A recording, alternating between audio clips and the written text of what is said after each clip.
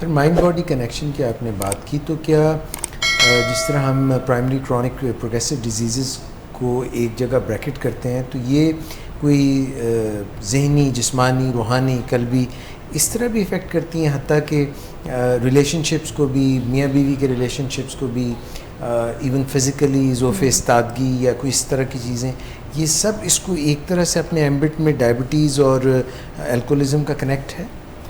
بالکل ڈیفینیٹلی ہے، کیونکہ جتنی پرائمری کرونک پروگریسو بیماریاں ہوتی ہیں ان کے بعد انسان کے جو لطیف جذبات ہیں وہ بہت مجروح ہوتے ہیں، اور انسان کے جو قربت کا رشتہ ہے جو کہ انسان بہت عزیز جانتا ہے، یعنی میاں بیوی کے جو قربت کے خوبصورت لمحات ہوتے ہیں، سب سے بڑی چوٹ ان کو پڑتی ہے پرائمری کرونک بیماریوں سے.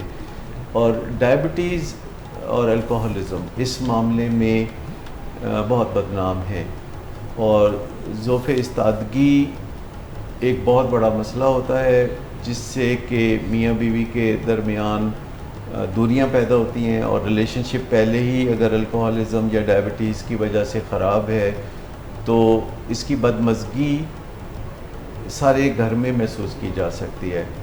اور کچھ چیزیں ہیں جنہیں ہم شائنس سے دیکھتے ہیں اور پیچھے ہٹ جاتے ہیں، لیکن انسانوں کے اندر یہ جو جذبات ہیں یا ضرورتیں ہیں یہ بدرجہ اتم ہیں. ان کو اگنور کرنا کسی ایک بیماری کی وجہ سے یا دوسری بیماری کی وجہ سے آج مناسب نہیں ہے، کیونکہ آج ہر بیماری کا تقریباً علاج موجود ہے. اور پچھلے 50 خوبصورت سال میں کہوں گا جو میڈیکل کے شعبے میں بہت نمایاں ہیں، کیونکہ اگر ہم ہسٹری پڑھتے ہیں ڈیولپمنٹ کی میڈیکل کے فیلڈ میں، تو جو ہم پیچھے چلتے ہیں، دوسری جنگ عظیم سے پیچھے چلنا شروع ہوتے ہیں تو سمجھیں اندھیرا ہی تھا، اور اگر اس سے پیچھے چلتے جائیں تو کچھ جنگ و جدل تو ہمیں خاصے اچھے بڑے نظر آتے ہیں، لیکن پازیٹیو ڈیولپمنٹس ماضی بعید میں ہمیں کہیں نظر نہیں آتی جہاں انسانوں کے لیے سہولتوں کا کوئی چارہ کیا گیا ہو. لیکن دوسری جنگ عظیم کے بعد انسان کو جیسے ترقی کے پر لگ گئے اور خوبصورت زمانہ ہمارے سامنے آ گیا. اور میں آج ہی ٹیلی ویژن پہ دیکھ رہا تھا کہ سن 50 سے 60 تک ہم نے کوئی 9 وزیر اعظم بدلے تھے. اچھا، یہ ہمارا مرض کوئی نیا نہیں ہے کہ ہم بار بار وزراء اعظم کو اڑا کے رکھ دیتے ہیں، تو 9 وزیر اعظم تو ہم نے 10 سالوں میں بدلے. اس کے بعد پھر ہم نے وزراء اعظم پہ تکیہ کرنا بھی کافی کم کر دیا. ہم نے پھر آمریت کے ادوار بھی 3 دیکھے، پھر ہم نے وزراء اعظم کے دور بھی دیکھے، پھر ان میں ہم ڈرل بھی دیکھتے رہے، کوئی آ رہا ہے کوئی جا رہا ہے. لیکن الٹیمیٹلی اگر دیکھا جائے تو ہماری زندگی میں سارے عرصے میں بہتری آئی ہے، بڑی ڈیولپمنٹس ہوئی ہیں، اور زندہ رہنے کے لیے اور زندگی گزارنے کے لیے ایک بڑا خوبصورت زمانہ ہے جب بہت سی بیماریوں کا علاج میسر ہے. اور دنیا میں جو اولڈ ایج ہے اب وہ 65-70 سال کی عمر کو نہیں سمجھا جاتا، بلکہ 80-90 سال کی عمر کو اولڈ ایج سمجھا جاتا ہے. اور یو کے میں اور امریکہ میں اور جاپان میں اور آسٹریلیا میں تو ایسے لوگ کثرت سے نظر آتے ہیں جو 90 سال سے زیادہ عمر کے ہیں اور بڑے فنکشنل ہیں اور اپنے تجربے سے دنیا کو فیض یاب کر رہے ہیں. سو میں سمجھتا ہوں کہ زندگی گزارنے کے لیے اس سے اچھا زمانہ اور کیا ہو سکتا ہے. ایک بات میں ضرور کہنا چاہوں گا کہ ہسٹوریکلی 10,000 سال سے الکوہل نے اپنی جگہ برقرار رکھی ہوئی ہے شیلف پہ، تو اس کو اٹھا کے شیلف سے ادھر ادھر رکھنے کا وقت آ گیا ہے، کیونکہ اچھا فیل کرنے کے لیے اب آپ کو شراب کی ضرورت نہیں. آپ میڈیٹیشن سے اور اپنی سوچ بچار سے اور ایکسرسائز سے اور اچھی نیند سے اور تعلقات کی خوبصورتی سے اچھا محسوس کر سکتے ہیں. اور یہ بہت آسان ہے اور اس میں رسک بھی نہیں ہے، جبکہ شراب پینے میں تو بڑے رسک ہیں کہ جو بندہ بھی شراب پیے گا اور اس کے 15-20% امکانات پھر پیدا ہو جاتے ہیں کہ اگر کوئی شراب پیے گا تو وہ الکوہلک بنے گا. اور جتنی چھوٹی عمر میں لوگ شراب پیتے ہیں اتنا ہی زیادہ الکوہلزم کے امکانات بھی زیادہ ہوتے ہیں. اور بدقسمتی سے پہلے شراب جو ہے وہ یونیورسٹی میں نہیں دیکھی جاتی تھی. اب دنیا بھر میں یونیورسٹیز میں بذات خود جہاں علم کی روشنی ہوتی ہے وہاں لوگ شراب کے اندھیرے اپنے گلے میں اڈیلتے رہتے ہیں. اور دنیا میں جتنی اچھی یونیورسٹیاں نظر آتی ہیں ان میں اتنا ہی زیادہ بیڑا غرق ہے.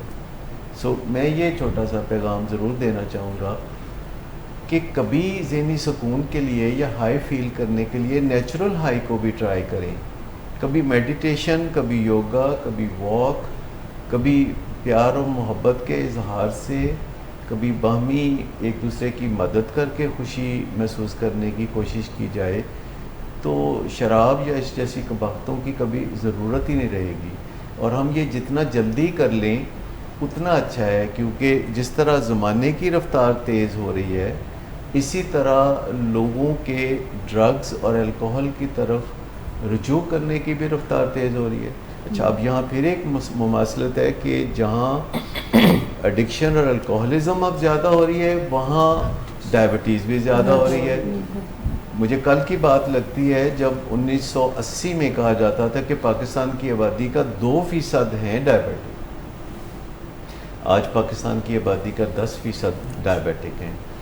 اور ڈائبٹیز کا جیسے ہم کہتے ہیں کہ جب انگلی اٹھ جائے شراب نوشی پر تو شراب کے علاج کا وقت آ گیا ہے. تو اسی طرح ہم یہ بھی کہتے ہیں کہ اگر آپ کی فیملی میں پہلے سے والدین میں سے کسی کو ڈائبٹیز ہے یا ماموں، خالہ، چچا، تایا میں سے کسی کو ڈائبٹیز ہے اور آپ 20، 25، 30، 40 سال کی عمر کو پہنچ رہے ہیں تو آپ سمجھ لیں کہ آپ کو ڈائبٹیز ہے اور آپ وہ ہیلدی لائف سٹائل اپنا لیں جو ڈائبٹکس کے لیے ہوتا ہے.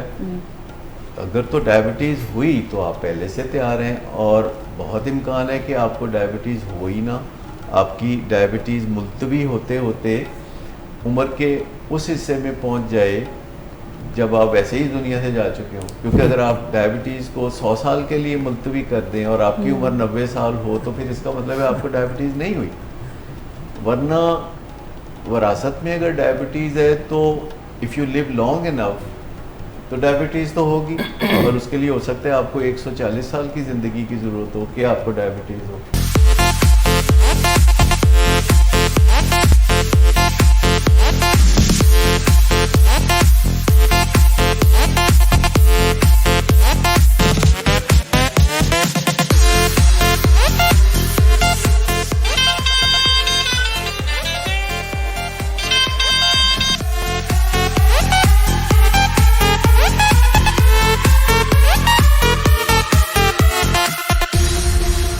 شراب نوشی کی وجہ کردار کی خرابی نہیں، موڈ کی خرابی ہے.